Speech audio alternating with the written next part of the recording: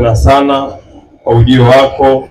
Lakini pia tumshukuru Mheshimiwa mbunge, tumshukuru Mheshimiwa diwani, lakini Mheshimiwa DC tukuahidi sisi wenye viti wa serikali za mitaa pamoja na Mheshimiwa diwani wetu, sisi tutawaongoza wananchi kama vile katiba inavyoelekeza. Mheshimiwa mbunge atakapohitaji msaada wa aina yote wenye viti asisite kutuambia, wala Mheshimiwa diwani. Kwa hiyo maana yake sisi atuangalie itikadi ya chama, kwa sasa tunaangalia dhamana tuliyopewa katika mitaa yetu.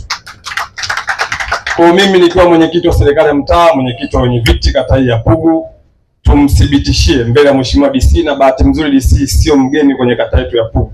Mara kwa mara umekuwa unakuja, na sisi tukushukuru sana, tukuombee kila laheri, lakini tukuthibitishie tutafanya kazi nzuri na Mheshimiwa mbunge na Mheshimiwa diwani, wale wote tuliopewa dhamana ya serikali kuwaongoza wananchi kwenye mitaa, kwenye kata na kwenye majimbo.